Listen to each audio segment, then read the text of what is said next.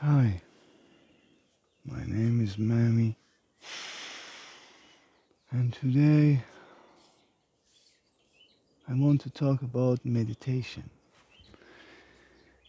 More precisely, more specifically, three main stages of meditation. But I also feel like very meditative myself. I feel like I'm pretty slow for this video right now.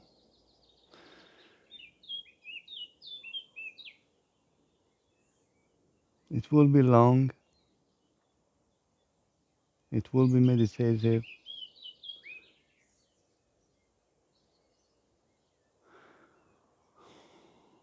and it will be effective if you are here for the meditation, if you are here for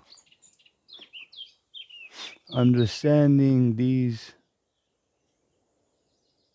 stages.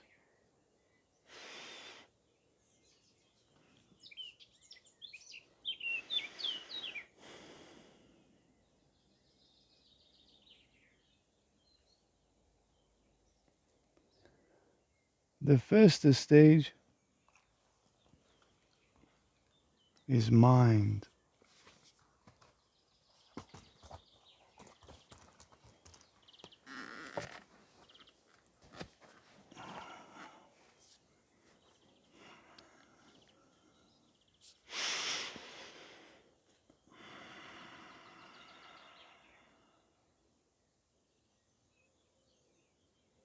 Something that I am personally dealing with in this meditation. My mind is continuously trying to correct this video. My mind is continuously trying to find ways to make this video for you interesting, exciting, to perhaps keep you watching, to perhaps give your attention to me, to perhaps maybe I can convince you that I am the good guy. Maybe I can convince you that I want your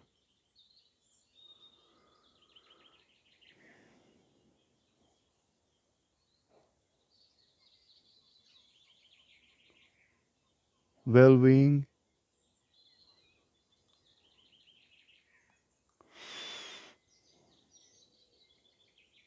And that's something I cannot do anything about it. So, the first stage, the mind, you can't do much about it.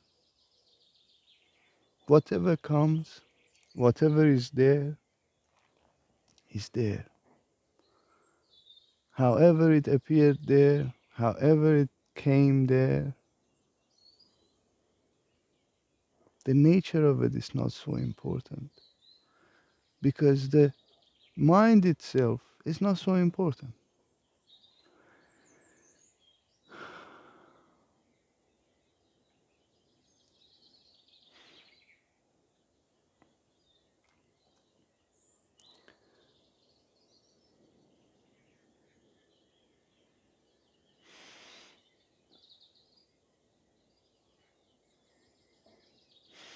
You do not need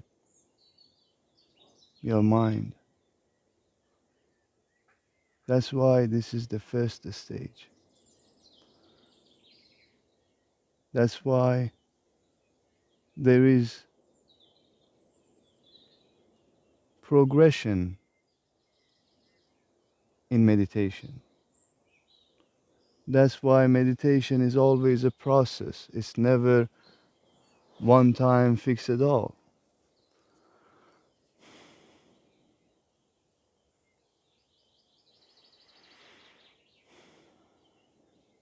The mind will always be there.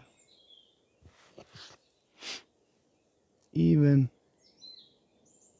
more in the modern world. In the modern world, we even create the word mindful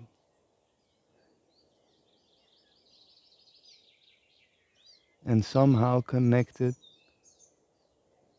to no mind. Absolutely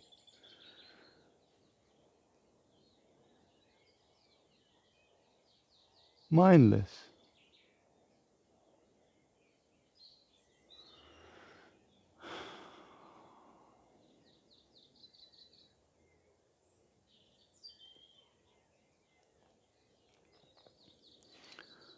The thoughts pops up, the mind gotta do what the mind gotta do.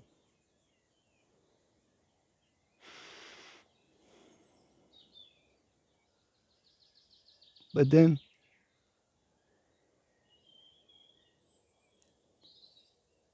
it gives you an option, then it gives you a chance to shut it off,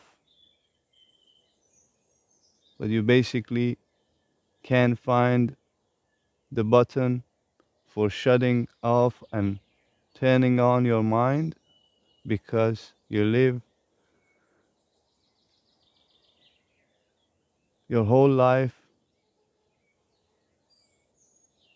entertaining yourself.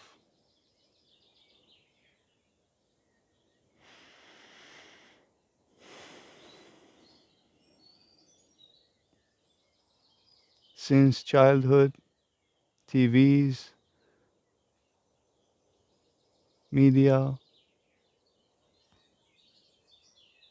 then the mind becomes too much. Then the mind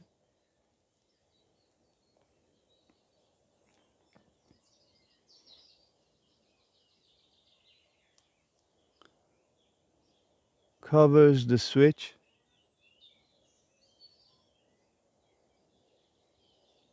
then you can't find the switch, then the mind is always there, then it even develops symptoms and side effects.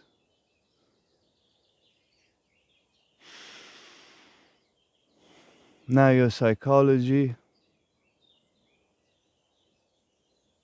is taking control. Now the buildup is too much that the mind is basically running all the time.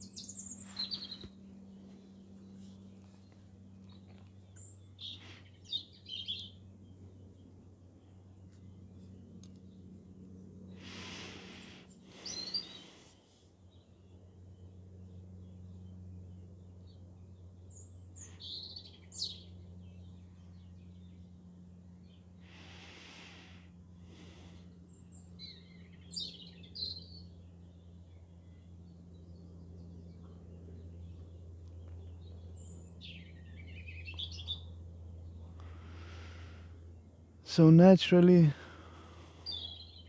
when you get yourself into meditation,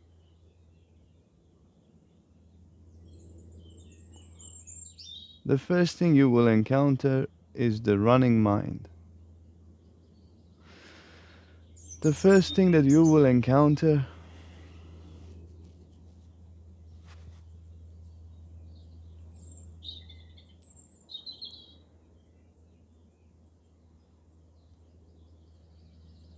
that you are not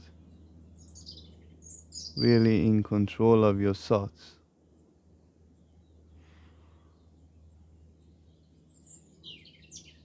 However,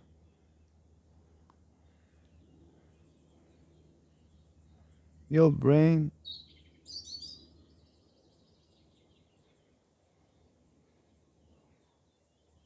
has some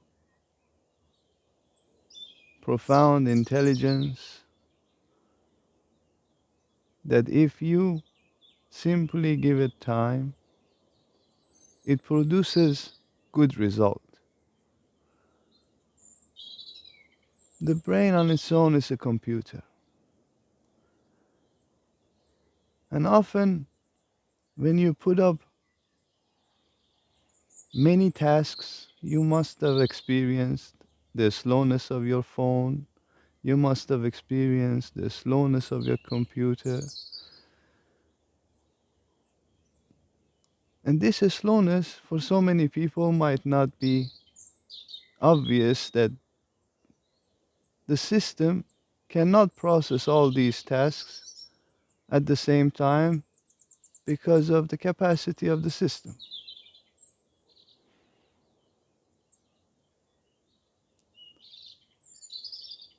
So your brain goes on at max capacity all the time,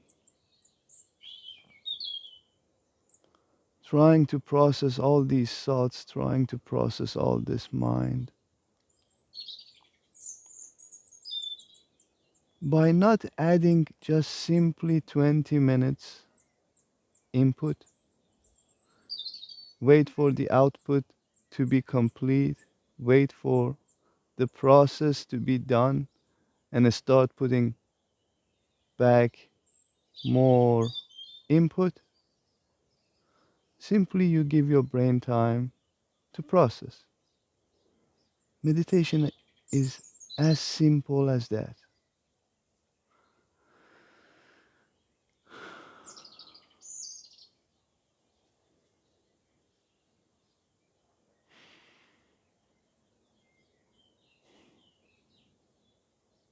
So the first stage, the first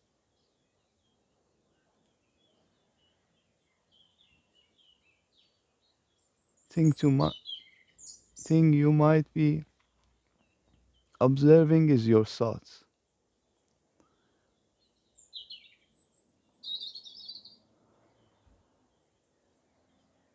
And the trick to stop your thoughts eventually is to not overcomplicate the process.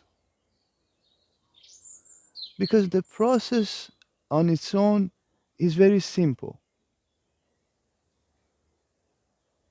You're sitting there silently, a thought pops up. You might be carried away with the thought. 1 second, 1 millisecond, 10 seconds, 1 hour, regardless of the time that you carried away with that thought, you will always have a chance to find yourself in that thought. You will always have a chance to realize that now you are in a thought.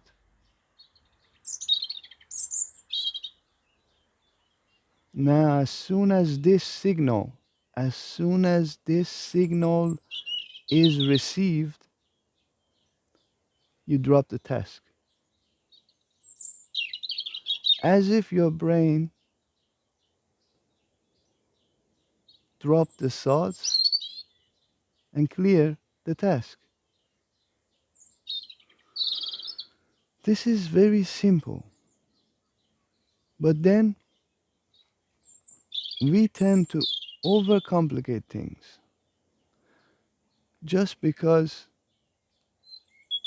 when you sit with yourself and meditate, just because the idea of the perfect meditation is there, you cannot do things simply. You always want to achieve a higher state of meditation. This is the natural progression of meditation.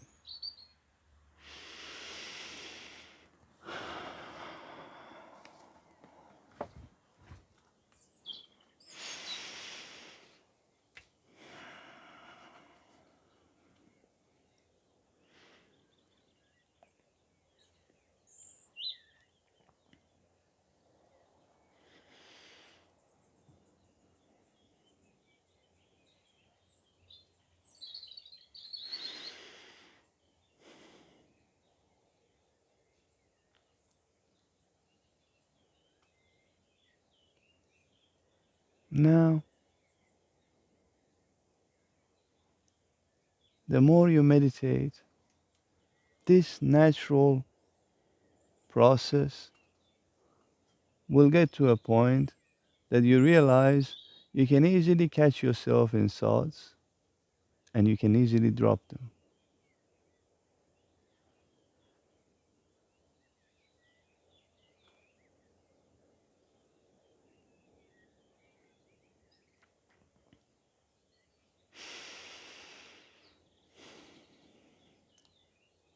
The reason I'm talking about these stages is not for you to try them. Remember that.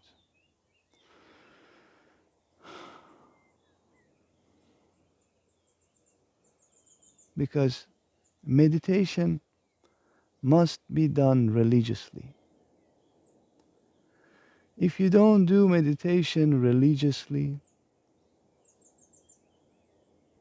you will not get anywhere with it. But as soon as you turn your meditation in some sort of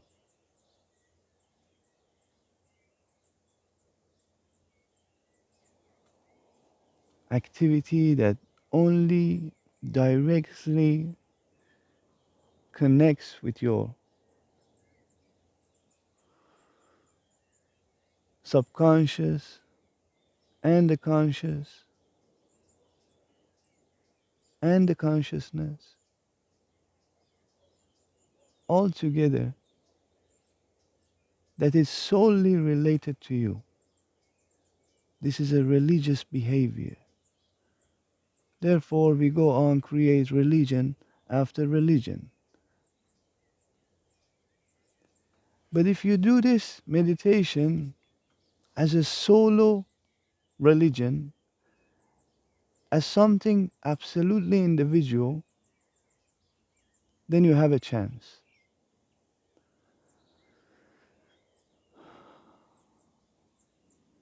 Because the ability to meditate is not a skill. The ability to meditate is by default.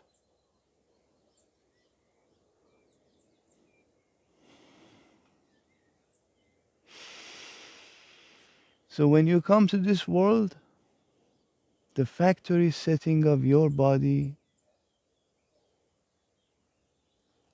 is meditation. But then your computer is in the hand of basically other computers.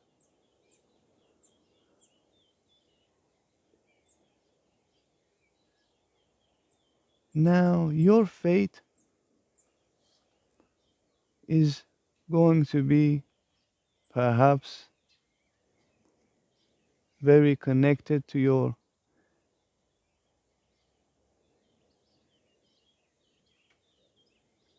immediate surrounding and the immediate computers around you.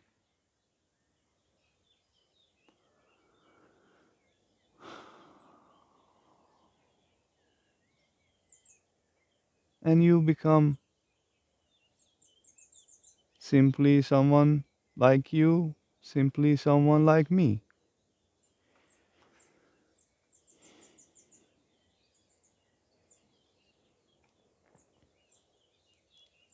Now, meditation is finding the factory setting. Now, meditation is just simply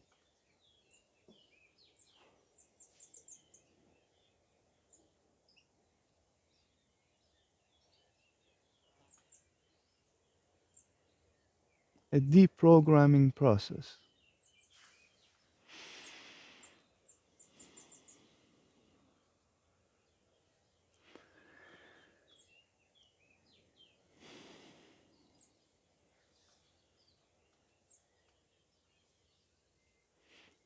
The first programs that you will be encounter during your meditation is your thoughts.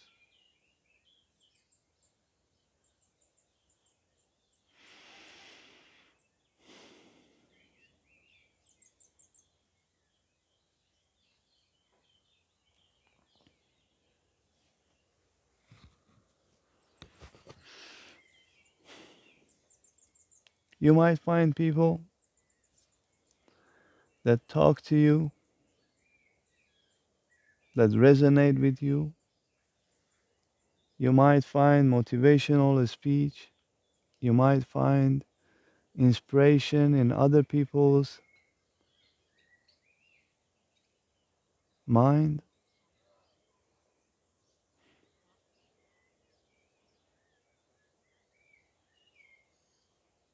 But this meditation must happen religiously.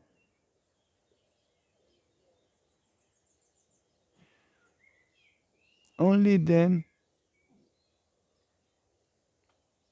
you can move to the next stage. Only then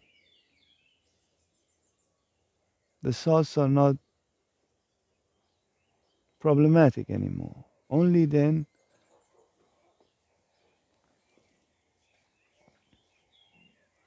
the pattern is clear.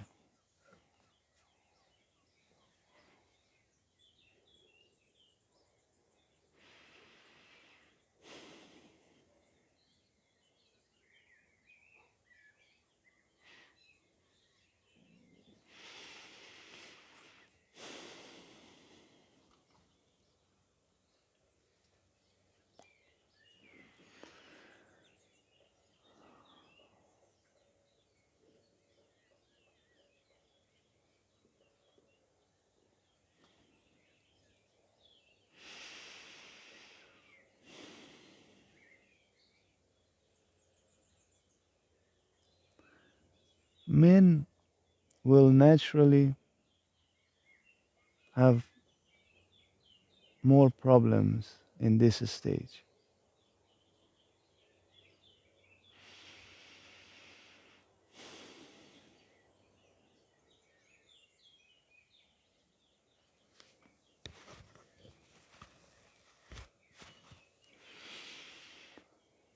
Wow.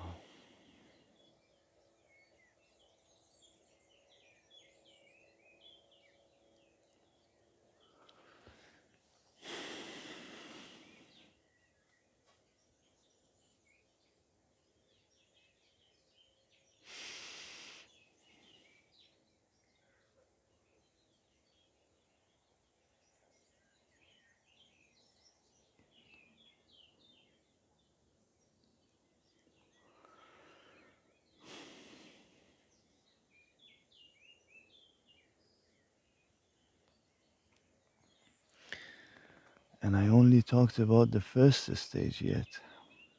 Damn.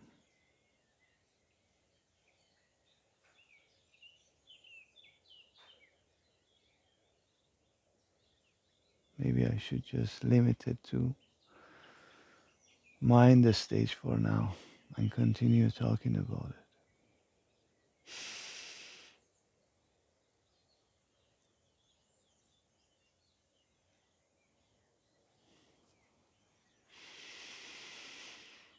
Men are the victims of the mind.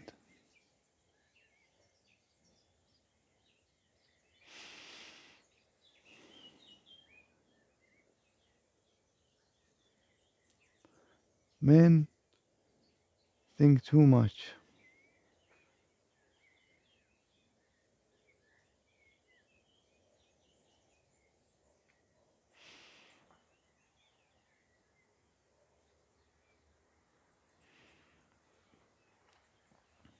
Their factory setting is a little bit different. They come with extra parts in their body. So for that particular extra part,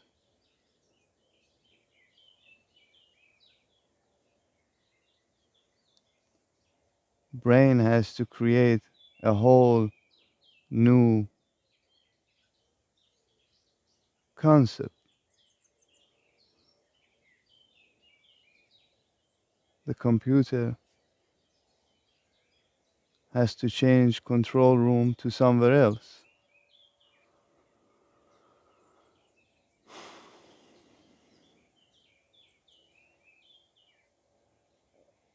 Naturally, all human beings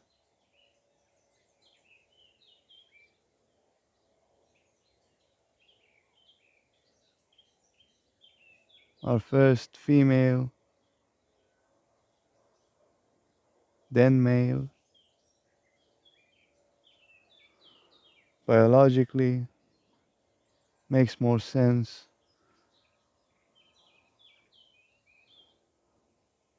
That's why perhaps all men also have nipples. What's the point of it?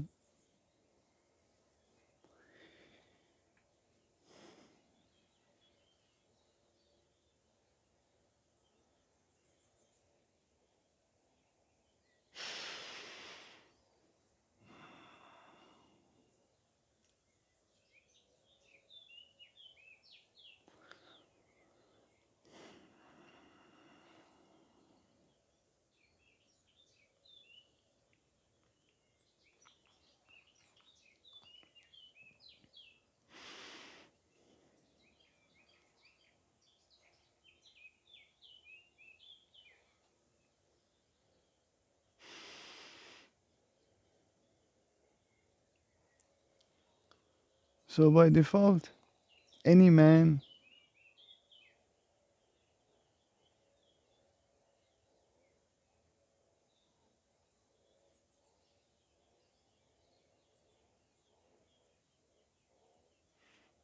will have perhaps something extra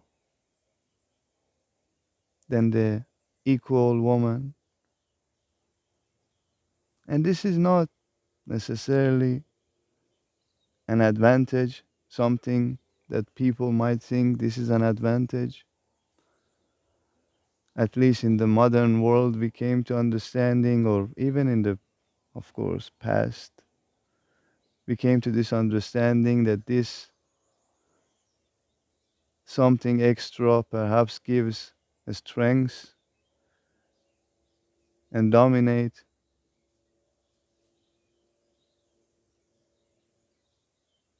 less powerful, especially females. But this is not necessarily an advantage, the extra part of settings in men.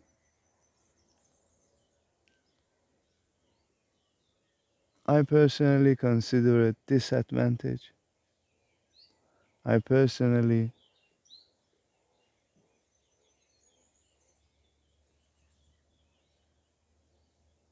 find more comfort in the female energy rather than male energy, even though I might act pretty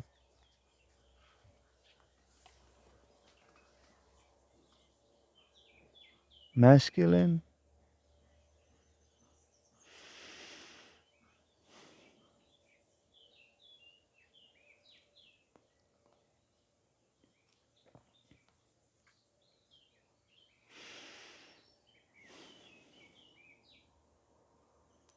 So the mind is just simply a disadvantage. That's what I would want to think. And of course, there will be so many people say this is perhaps the most stupid thing to say because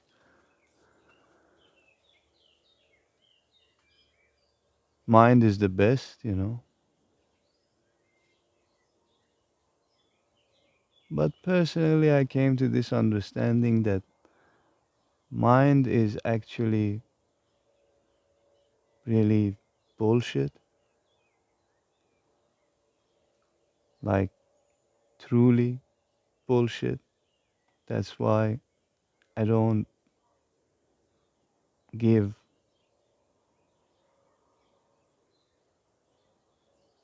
any regards about what I say or what I do with this mind. And perhaps I would like whoever that listens to me realizes that after all, this mind is all bullshit. Don't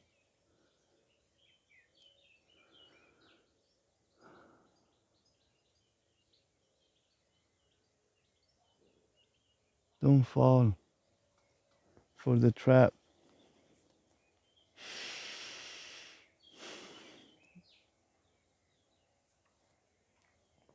But also fall for the trap, you know, because it's all bullshit.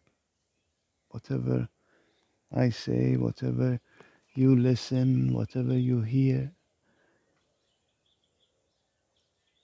is truly, absolutely bullshit.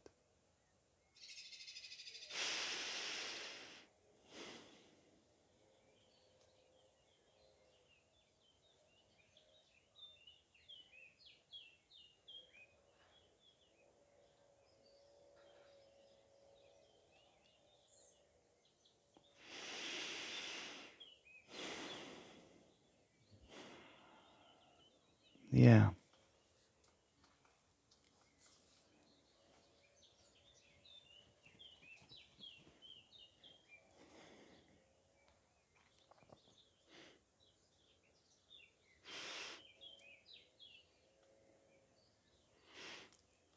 Maybe I get myself comfortable and make the second stage. I'm not comfortable. I don't know why I chose this spot. It's a horrible spot, you know. I'm just sitting. I don't know if you can see. No, maybe you shouldn't be seeing. Maybe you're meditating or whatever you're doing. But I'm basically in the air, sitting on a car seat.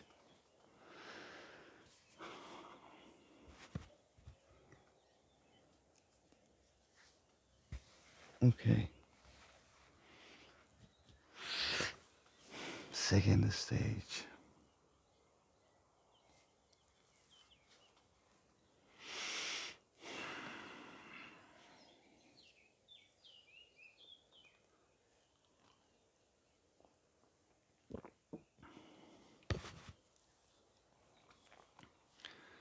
Okay, let's get to the second stage. Let's say we observe the mind. Let's say we look at the thoughts. Let's say now we are at that stage that we are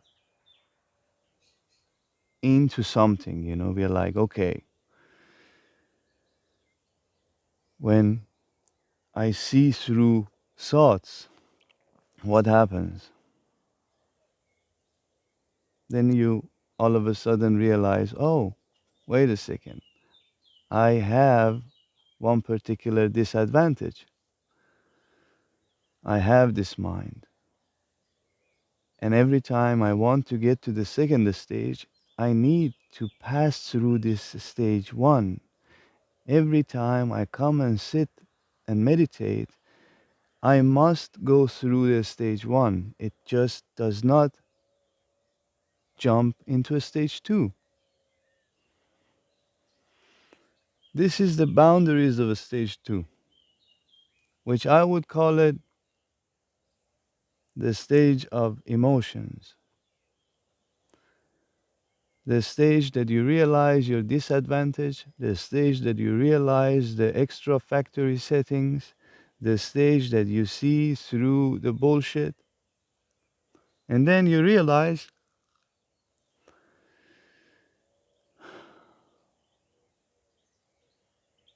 there is, of course, another factory setting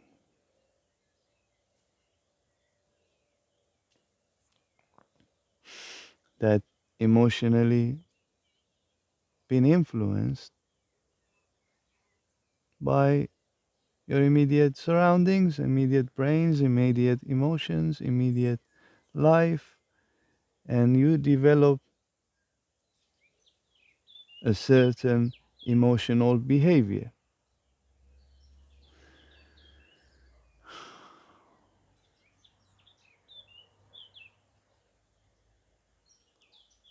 Females naturally live in this state. Although through mind they regressed and got to the mind stage. But it's much less than the men. It's much easier for them to bypass the mind. Again, this is a natural state. I'm not talking about the modern world. In the modern world, we pushed everything toward the mind. We pushed everything toward the masculine side. Even we tried to simply train females to become more male.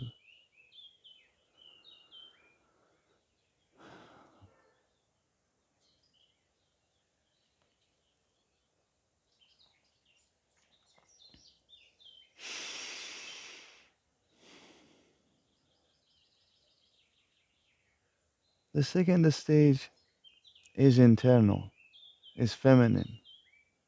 The first stage is external, is mind, is masculine. You have to always cross this stage one, especially as a man. When you start doing this process really religiously, when you start doing this process for the process, you will realize that at any single time that you want to sit and meditate, you must go through the stage one. But just because you tasted the stage two in your religious behavior, in your religious activity, it's not a discipline. It's like I always try to let people know that meditation has absolutely zero relation with discipline. Something that we might have came across a lot in many teachings in Zen or all sorts of religions. You will come across disciplines. And that's why we must not follow any religion. That's why we must not follow any discipline, because discipline is the opposite of what you're searching.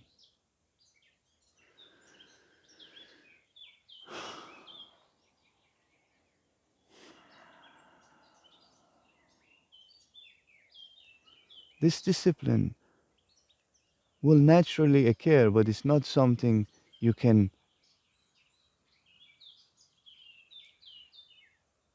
use as an advantage to get to meditation. You can't use Vipassana 10 days meditation as an advantage to get to meditation. It can easily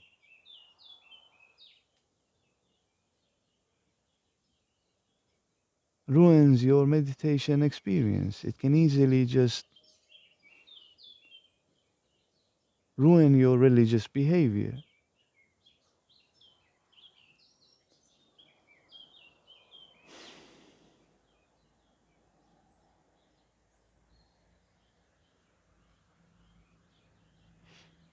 You could do Vipassana really religiously if you follow this meditation, this process on yourself, for the same time, even more. But as soon as you get yourself into organized events, your meditation goes out of it. Someone else's meditation is available. And that's absolutely beautiful. That's remarkable. But it often makes things harder for you to stay on your own religious journey.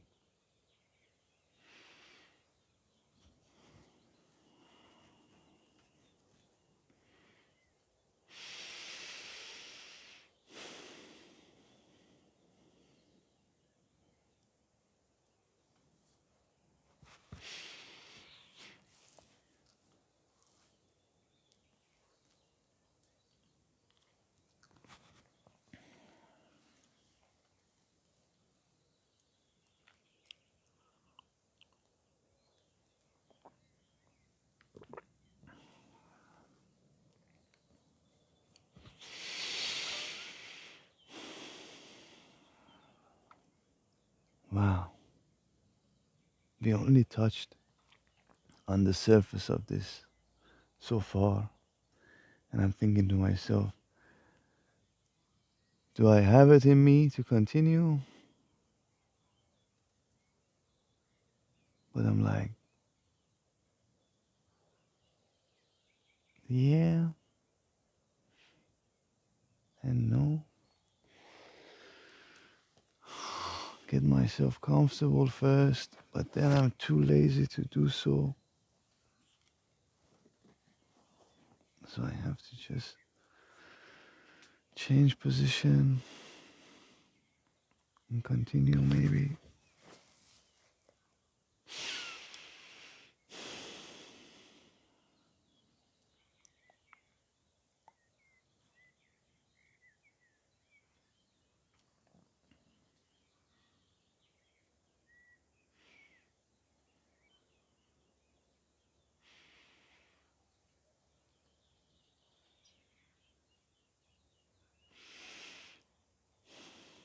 Stage two, emotions,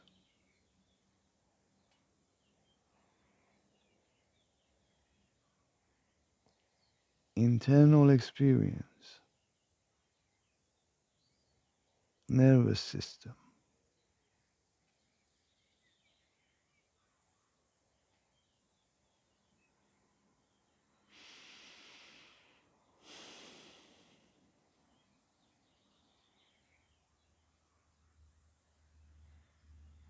This whole nervous system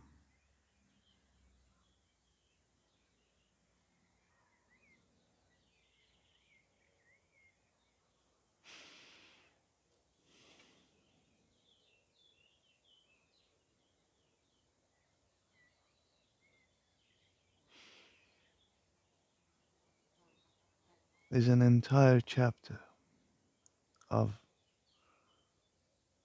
your religion.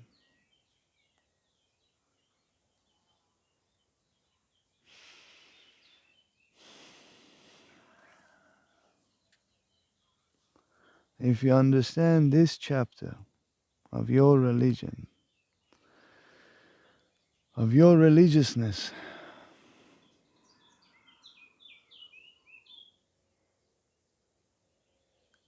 one day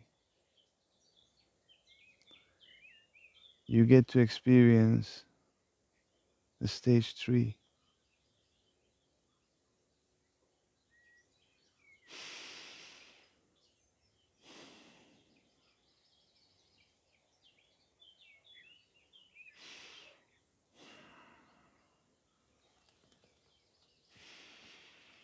Nervous system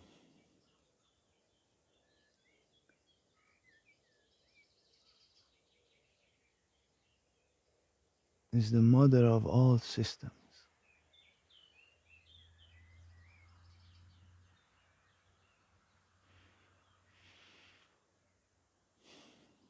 Nervous system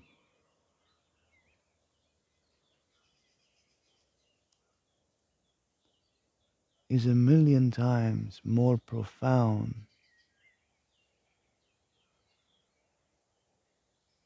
than any mind can think of.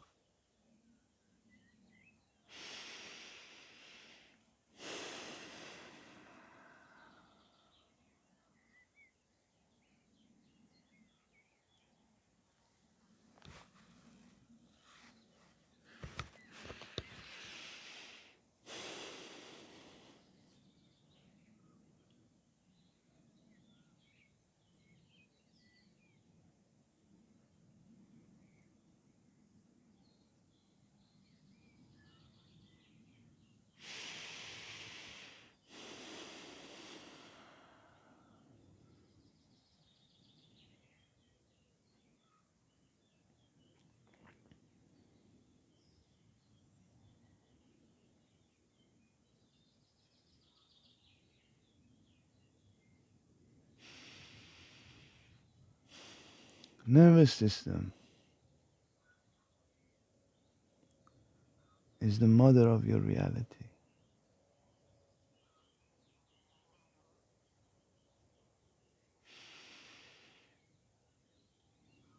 Nervous system is the feminine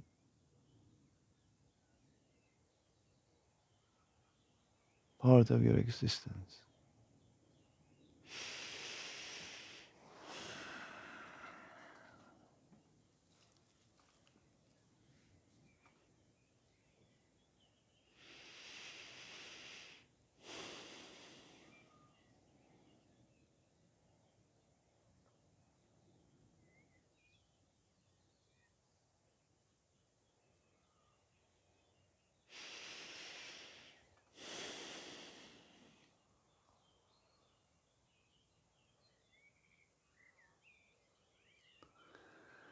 Naturally, when you get to this state in meditation, naturally, when you go beyond the mind, naturally, when you start observing the nervous system, naturally, when you observe feeling, naturally, when you feel,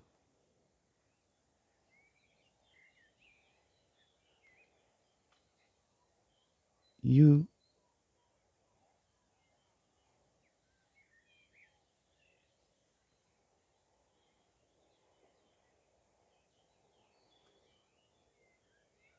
calibrate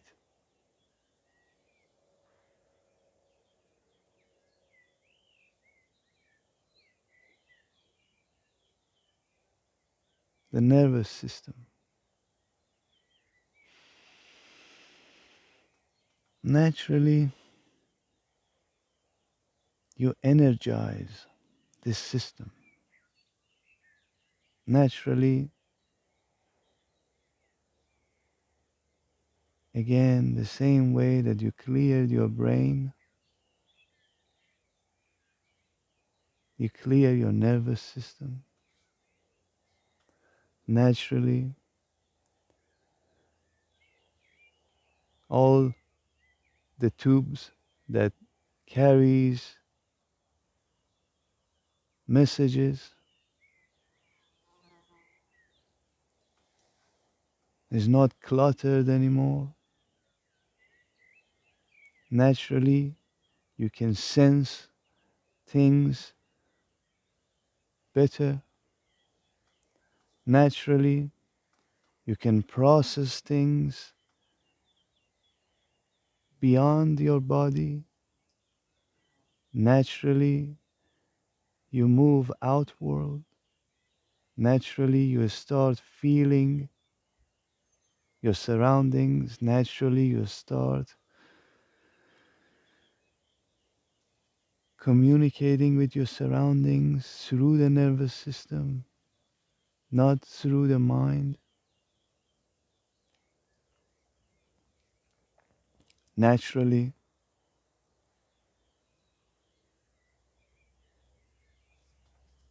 you find yourself more and more in this stage. Naturally, the gap between the mind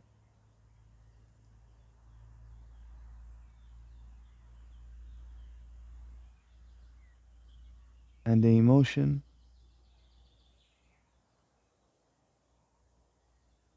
disappears. Naturally, the gap becomes too little to notice.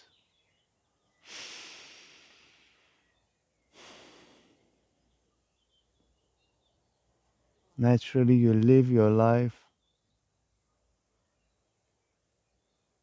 with feelings. Naturally, you trust your feelings. Naturally, you allow your feelings do its job. Naturally, you allow the nervous system help you to dissolve the constructed reality, help you to dissolve what you've been told to be true.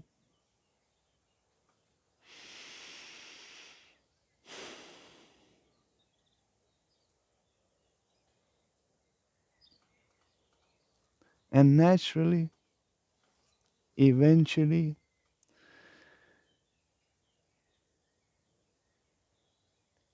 you live in this stage long enough,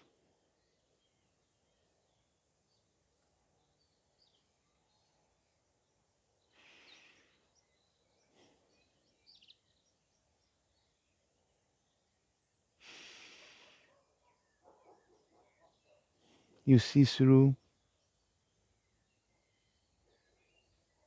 the bullshit. Naturally, the same ending happens for the stage two. Naturally, the same ending for the emotions.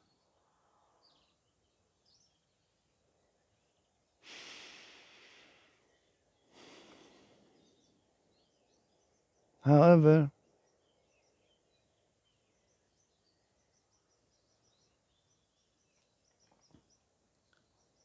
this stage, this place,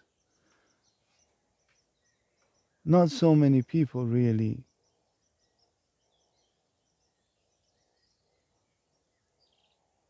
experience in their meditation or in their lifetime, unless, again, the religious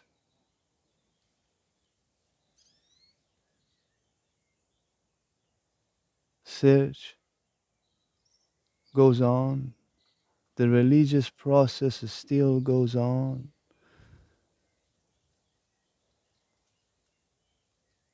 This religious behavior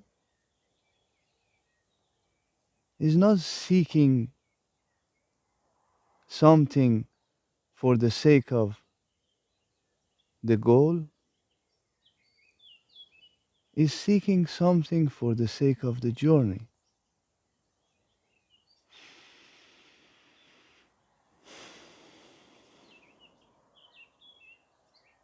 This reminded me of a Sufi anecdote. There was once this Sufi that dedicated all his life to find God. He knocked on every door.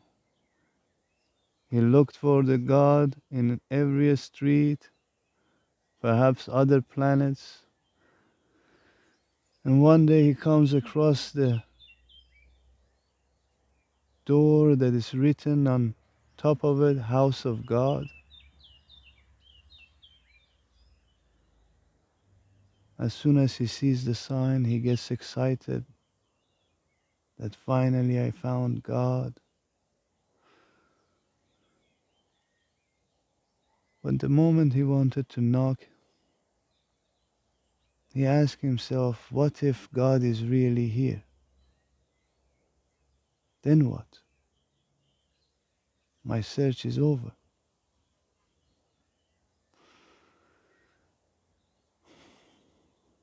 So naturally, he moves on. Naturally, he doesn't knock on the door. People might call it stupid.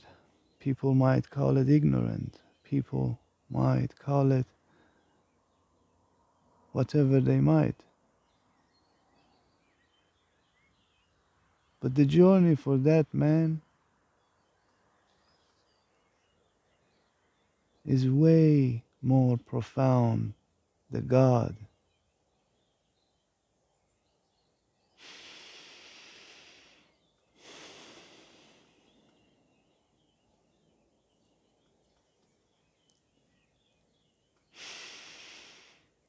The stage 3,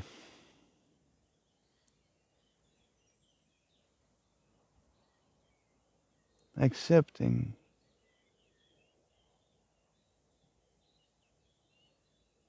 the illusion of a stage 2. Accepting that the fantasy must die too. Accepting that the imagination, the dreams must die too. Feminine is great at creating illusory worlds.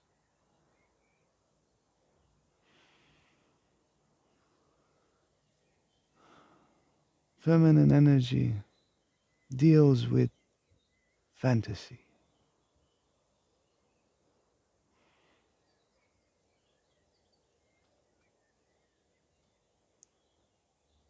And when you see through the fantasy, you realize no nervous system, no brain.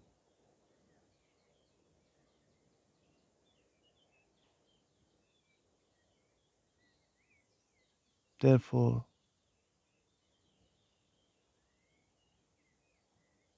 for thousands of years, people called it nothingness. For thousands of years, people called it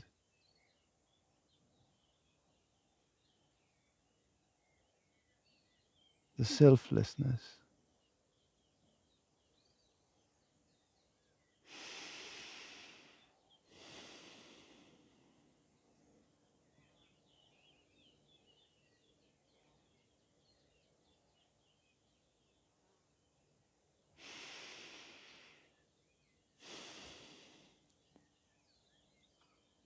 People may experience glimpses of these moments during their meditation. Therefore, the idea of a perfect meditation will always be a barrier to a stage 2. The idea of becoming Buddha, the idea of becoming enlightened, the idea of achieving some spiritual superpower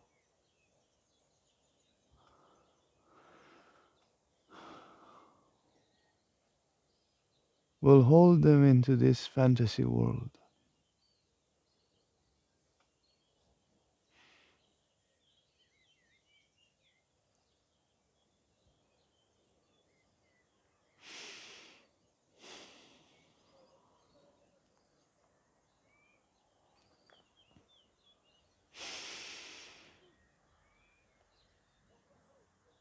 Now, in this religious process, now when you by and by naturally get to this state of deep nothingness,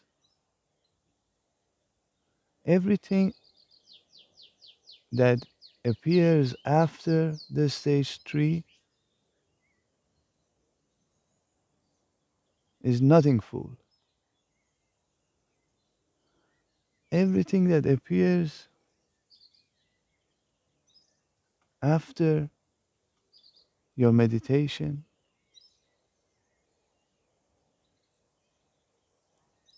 is basically holds no value.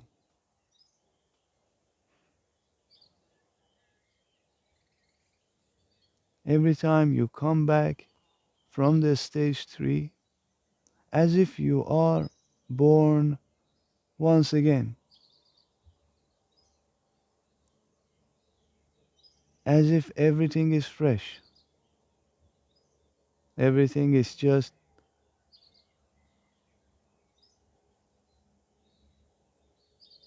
on the default mode, factory setting. You're sharp, you're available, you see the reality, but you also see the illusion. Everything makes sense, everything simply makes sense. You don't see any separation, you don't see any difference. You basically see through both of these dualities bullshit.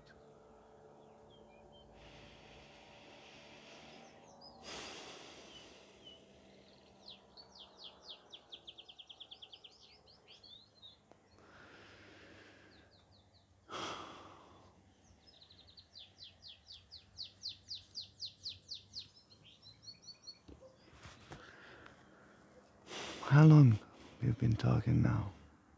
Whoa, 1 hour. 1 hour of bullshit.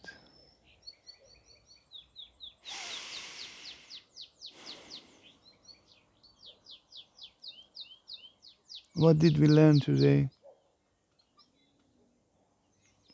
Please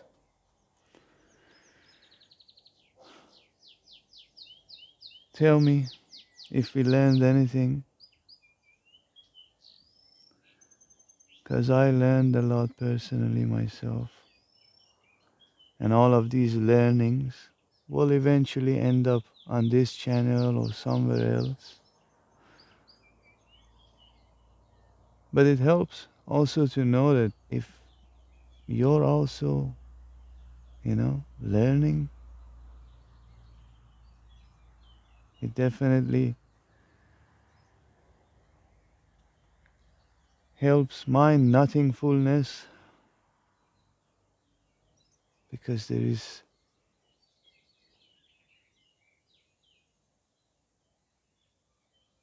a whole beauty of existence to enjoy. The nothingfulness is really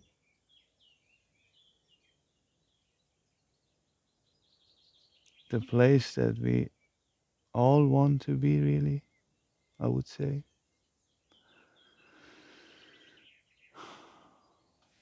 So feed my nothingfulness. I really like that.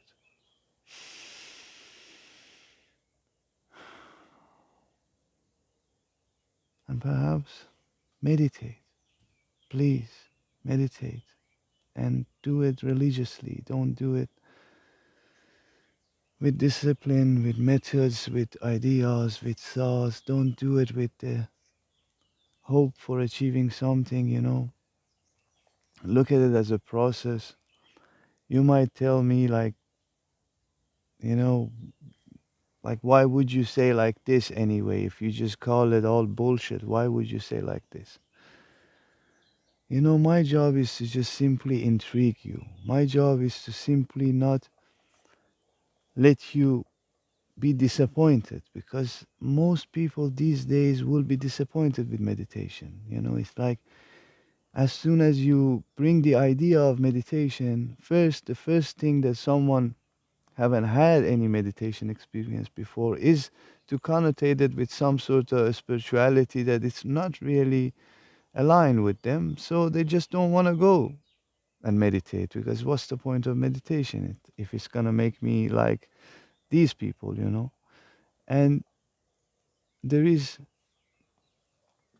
another side of this meditation, is that there's lots of noise. It's a lot of noise, and when you sit with yourself, you want to meditate, all of a sudden the process of thoughts is not simply from someone that lived 1,000 years ago. These thoughts are painful. These tasks are all kind of boring and painful in a way.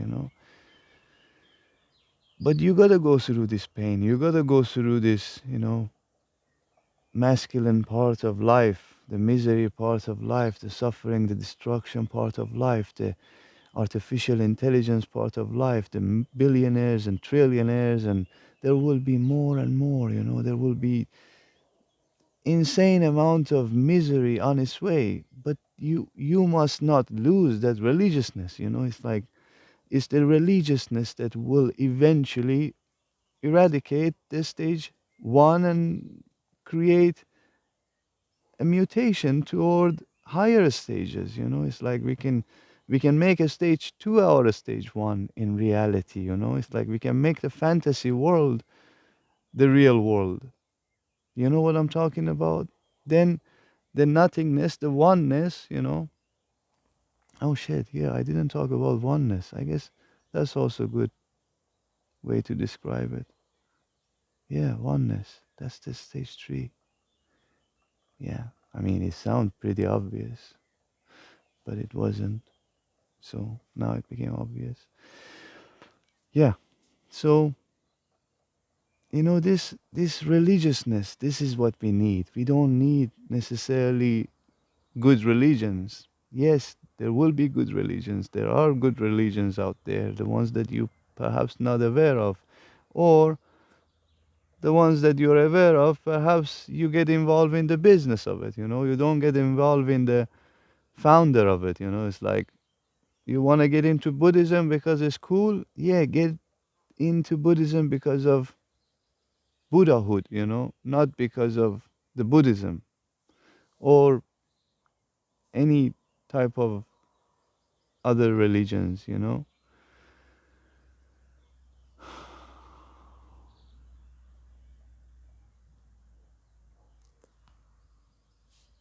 Now I got off track. I had to end this video, but I just talked about something absolutely random and so out of tune right now that I gotta suffer. It's okay. We practice